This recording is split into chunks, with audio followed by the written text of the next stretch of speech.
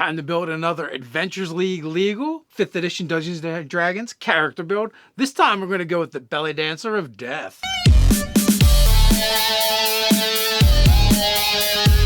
Hey folks, Nerdarchist Dave here from Nerdarchy, 4 Nerds by Nerds, hanging out with Nathan Nerdarch. We want to welcome you to Nerdarchy, a place for news, views, and homebrews for 5th edition Dungeons & Dragons, as well as other role-playing games. Don't forget to hit that subscribe button and attune to that notification bell. All right, so not that long ago, I had received an email asking how would you play a belly dancer type character in 5th edition Dungeons & Dragons. So that really got me thinking. I'm like, well, you have bards, which are entertainers, and that's what belly dancing is. But then I was kind of like thinking about it. I'm not exactly a belly dancing expert, but I do know like sometimes they use swords in their routines. They use veils and scarves in their routines. Different types of props and costuming bits. Yeah, so that really kind of got me thinking, right? So using a sword, using a scimitar, that's fairly easy to do. But also like that idea of that Middle Eastern or Arabian Nights kind of feel to it makes me think of elemental magic for some reason. And one of the things that instantly jumped into my mind was the idea of the Dance of the Seven Vows. Now, it's really just a group of words to me, but it's still that like... conjures images in your mind. Yeah, there's got to be 7 of these things. Yep. Yeah. Mm-hmm. But it started invoking this idea of like this Arabian Nights and possibly like some elemental magic and the vows. What if the vows actually represented like magic and spells like that?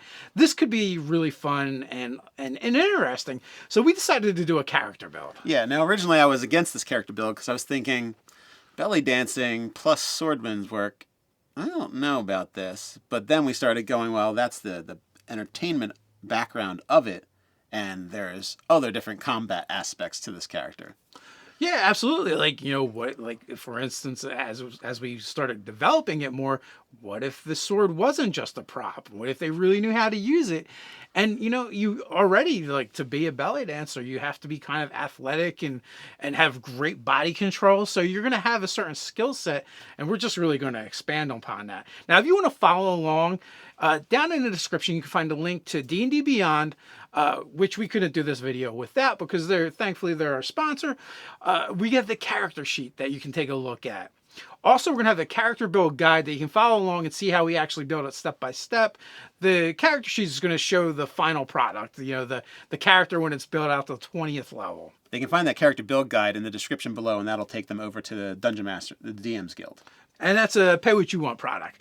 So, with that in mind, we started really kind of like unraveling the idea that our belly dancer is actually either an assassin or a spy, and they use performance as a way of infiltrating their targets. Yeah, they have the performance of the actual entertainment they do to get them in a door as an entertainer, but they also have the performance of the character they are playing to kind of beguile people as well as get them into a false sense of who they actually are rather than a spy or some kind of assassin.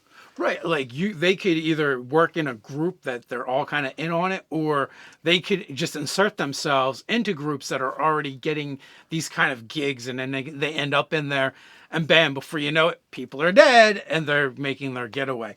So let's kind of like dive into this and see how we got here. I think an easy pick, I feel like they're going to be a bard. Okay. So our initial character class, we're looking at bard. Well, I don't know. I don't want to commit to bard being first yet. Okay. But I'm definitely feeling the bards. I feel like it's got to be in there. All right. So there's some uncertainty there. So let's look at background and race first. That's a good place to start. Background. We actually threw out a bunch of different ideas: criminal, spy, charlatan, entertainer. But I think where did we ended up landing on this one? I think we ended up going with spy for strategic purposes, for Yeah. skill purposes. Yeah, it had the right skill set that we needed. It made sense for what we're trying to do.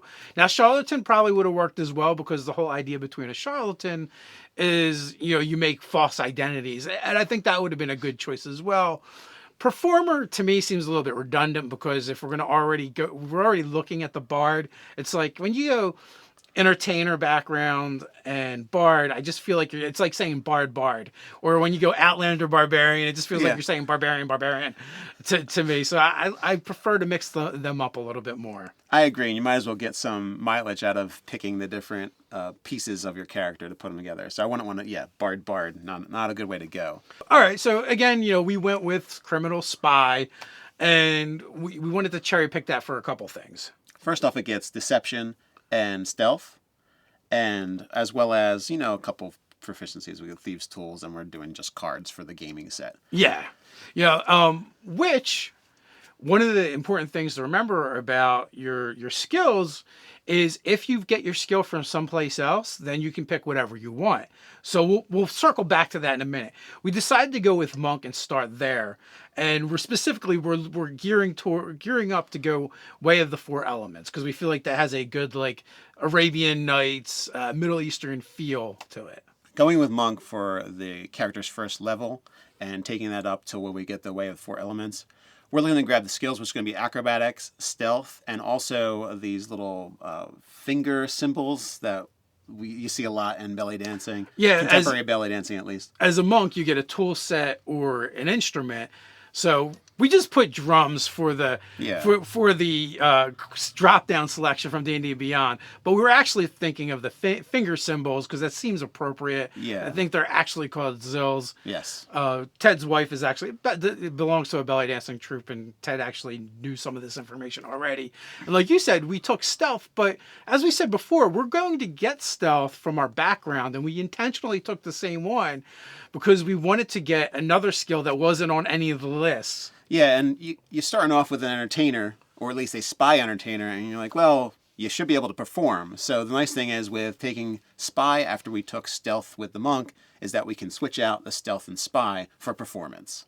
And right. that allows us to be a performer, be kind of bardish, without taking bard as our first level. We want to get our monastic tradition and then get our first ability score improvement after that. Although I guess we should say what race we decide to go with. Well, it's funny you should mention that now because we thought about all this stuff and then we're like, what race are we going to pick? So we actually picked the race last, even though that's not the character process. But yeah, we all decided on drow would be the best pick, I think, for this. And that's because you get some spellcasting ability, which you're going to have eventually with bard, but it feels like more magical to have it earlier on, as well as you getting that charisma bump, which is important, as well as the dex bump, which is going to be pretty much for armor class attack and all that. Yeah, we knew with this character build that dex, wisdom, and charisma were going to be very important to us because, as we said, we're going to pick up some levels of bard later on. Speaking of which, I guess we should also kind of look at our stats as well, our ability scores that we're going to start with. Now, also when we were looking at races, we looked at human and half elf, but we're like, we've done half elf a couple times already. I mean, half elves are such a great race, they're so versatile, so are humans, but we also wanted a different feel and flavor as well. Yeah, and sometimes when you pick human, it's like, are we playing a fantasy game? That's my, that's some of them I can play, even though they're a great race to play in Dungeons & Dragons 5th edition. We also kind of felt like this character had a bit of a dark forebodingness to it, with it being an assassin and infiltrator. So we're like, yeah, drow. And also the idea like it could be a little bit more exotic as well. So we just felt like the drow kind of thematically came together pretty nicely for it.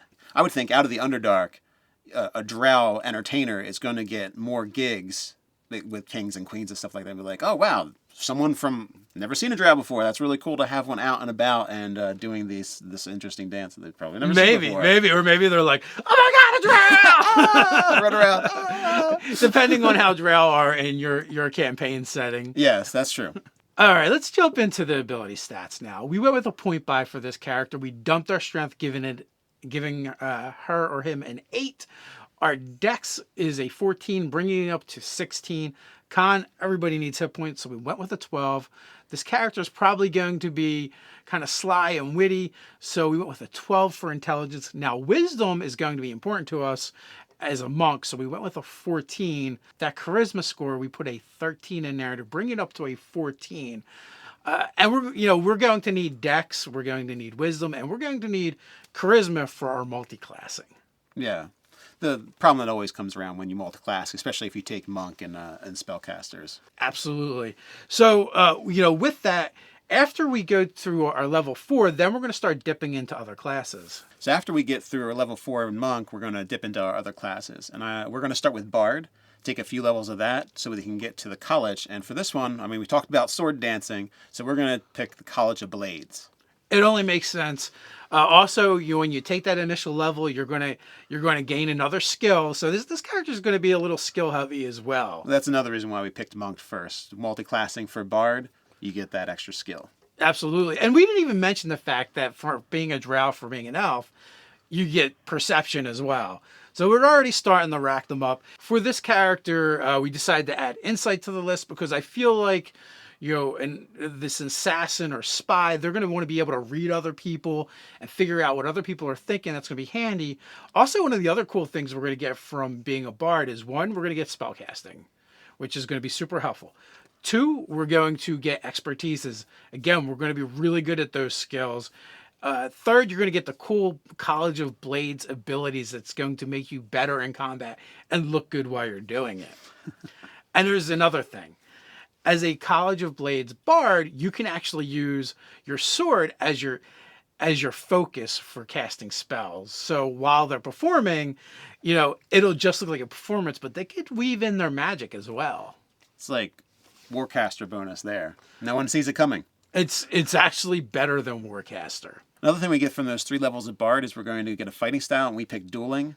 Now, we had the choice between 2-weapon fighting and dueling, and we just got too much stuff to do with our bonus action after we kind of looked at the character as a whole. So we went with dueling, and that's going to give you a nice +2 to damage with that weapon that you're going to use. Not only that, with all those levels in Monk that we already have, we have unarmed fighting. Now, we won't get our bonus from dueling for those attacks, but we can still take them, and it doesn't hinder our dueling fighting style, because the way that's worded is, as long as you don't have another weapon in your other hand, and we don't, they're open. Yes, even if your hands are considered weapons. And also that makes this character that much deadlier, whether they're armed or unarmed. Now, also we mentioned expertises. We get 2. Yes, you're going to get both expertise and deception as well as insight. Yeah, because we feel like this character, the way that they really stealth, even though they have stealth, is more by be hiding in plain sight and just deceiving others and knowing what you're thinking. And the spells we're going to pick up, we went with Vicious Mockery because that's like a given for a bard, I feel like. And we also want to message, because there's going to be, when you're a spy, think about if you could get information to the outside without actually going outside. You just need to kind of like stand up against the wall while somebody stands up against the wall. You can just tell them everything you need to know. And the other thing we went with is Blade Ward. And normally we don't pick Blade Ward. Ever. But when you can cast a spell while you're swinging your sword, before anybody knows that you're going to stab somebody or attack somebody or, whatever your next move is, well, the little prep sounds like a good idea. Sounds useful. Now, you can see all the different spells that we selected over on D&D Beyond in the character sheet in the description below. But we're not going to go over all of them. We just wanted to give you kind of like an idea of the theme we're going with. Is it going to help them, with their mission as a spy, or help them with their mission for assassinating? And we tried to like theme the spell selection accordingly. Yes. So we've got Monk as our starter. We've got Bard as our secondary. Are we going to travel back to Monk, take a few levels in that, get a little more fighty, or what do you think? Not quite. We did mention this character is kind of an assassin. So That's levels true. 8 through 10, we're going to go rogue. Specifically, we're looking for that assassin archetype. For rogue being our 3rd class, we're going to get another skill. So we're going to take athletics. And also, because thieves, even if you're multi-class, you get thieves' tools, we already have that. So we're going to pick up our forgery kit, and as well as another language thieves can't. So if someone's in the castle and you can kind of talk them on the down low without anybody knowing, or it's a way to communicate without anybody else knowing really what's going on.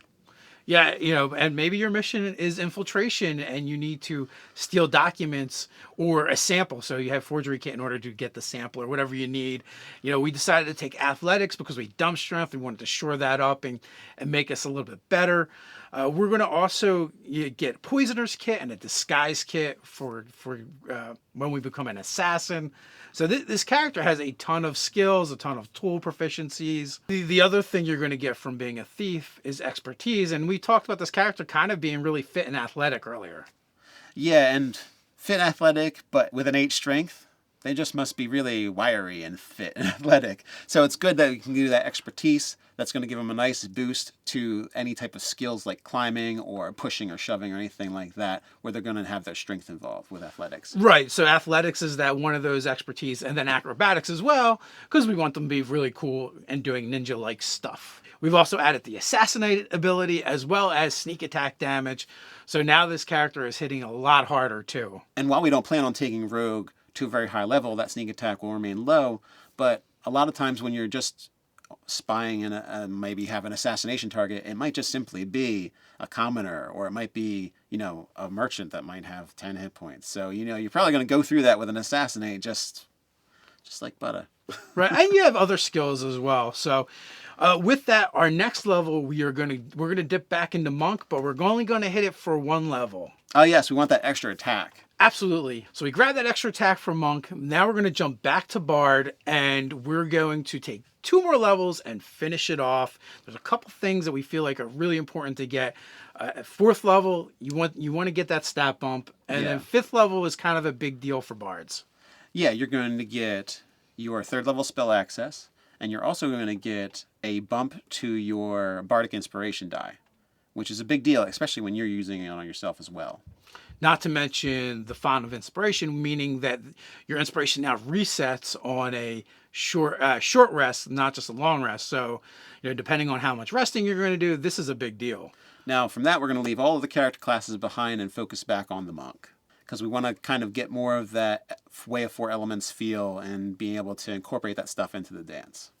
Yeah, and not only that, too, we want to get up to a 12th level monk so that we can get another stat adjustment bump. So unfortunately with this build, we're going to only end up with 4. We don't get the full 5. And pretty much, we went back and forth a little bit on the split. So with capping out 14 through 20 levels, they're all going to be a monk. We're going to go up to 12th level monk. And, we're only going to get 4 stat or feat additions throughout our levels. Not the 5 that you would get normally. That's the price for multi-classing.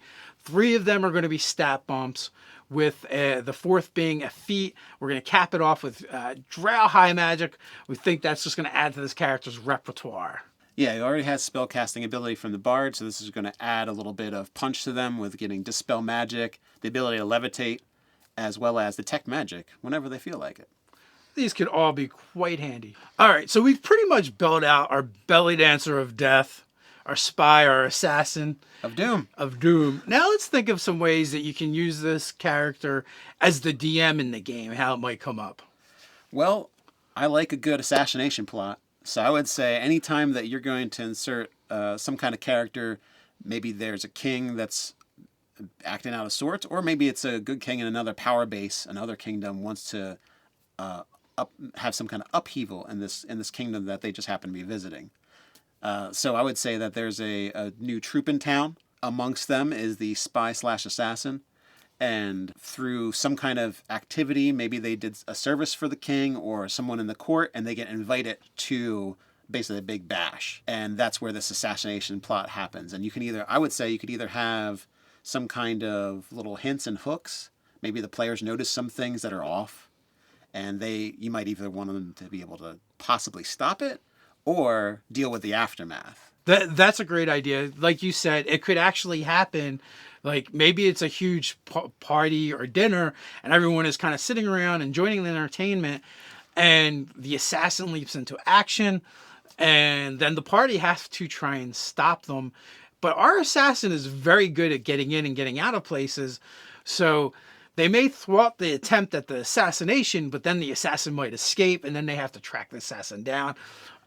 maybe in the confusion, it's almost like 3-card Monty, but with belly dancers. And, and because of the costumes that they're wearing, it's hard to determine which one was the one that actually struck.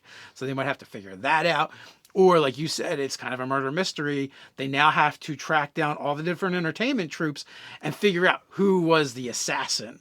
Now, another idea is, what if the players are kind of in on, the espionage, the spying? Maybe it's not murder that they're after, but something else, and they have to meet up with a contact, and the contact is our belly dancer, and so they have to exchange information or work together to a particular ends, and then you could like loop it back later if you wanted to. Because this is kind of an unsavory character, have some kind of betrayal, so they can also have them as an antagonist and someone they work with at the same time. Yes, thanks for getting all that information for me. Now I can go kill that guy. Yes. Everything's in place. Maybe the players are dupes. Like, whoa, we were just getting you the papers and stuff. Why are you murdering people? And that's where the conflict can occur between the player characters and this NPC.